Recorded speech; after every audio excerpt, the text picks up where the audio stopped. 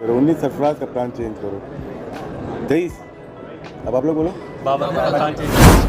বিশ্বকাপে ব্যর্থতার পর অনেকটা বাধ্য হয়েই পাকিস্তানের ৩ সংস্করণের অধিনায়কত্ব ছেড়েছিলেন বাবর আজম। ৪ মাস যেতে না যেতেই আবারও অধিনায়কত্ব ফিরে পেয়েছেন এই ওপেনার। শাহিন শাহ আফ্রিদিকে টি-20-র অধিনায়ক করার ৪ মাসের ভেতরেই তা কেড়ে নেওয়া হয়েছে। বিশ্বকাপের আগে পাকিস্তান দলে এমন কাণ্ডে সাবেক অধিনায়ক রশিদ লতিফ জানিয়েছেন শাহিন আফ্রিদির ওপর প্রতিশোধ নিয়েছেন বাবর।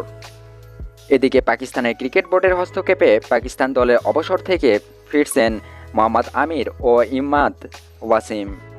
এই দুই তারকা ফেরার পরেই পাকিস্তান ক্রিকেট বোর্ড প্রাথমিক স্কোয়াড নিয়ে ক্রিকেটারদের ফিটনেসের জন্য আর্মি প্রশিক্ষণে পাঠায়।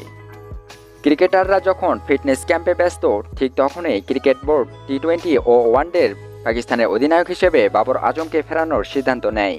পিসিবির এমন কাণ্ডে পাকিস্তানের সাবেক অধিনায়ক রশিদ লতিফ মনে করেন, আসন্ন টি-20 বিশ্বকাপ পাকিস্তান না জিততে পারলে দলটিতে ভাঙন দেখা দিতে পারে।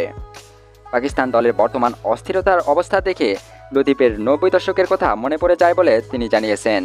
পাকিস্তানের অধিনায়কত্বের রদবদলের ব্যাপারে আফগানিস্তান সিরিজের উদাহরণ টেনে তিনি বলেন, পাকিস্তানের কাছে সিরিজ হারের পর শাদাব খান খুব বুদ্ধিমানের মতো কাজ করেছিল। সে বলেছিল, বাবর রিজওয়ান ছাড়া এ দল পূর্ণতা পায় না। এর মানে হচ্ছে আমি অধিনায়ক নই। বাবরকে যখন অধিনায়কত্ব থেকে সরিয়ে দেওয়া হলো, একই জিনিস আমি আফ্রিদির কাছ থেকেও আশা করছিলাম। আফ্রিদি যদি সেদিন একটা অবস্থান নিত, তাহলে এখনকার এই দিন আর দেখতে হতো না। দুজনে যত ভালো বন্ধুত্ব হোক না কেন, বাবর কি এর প্রতিশোধ নিল না?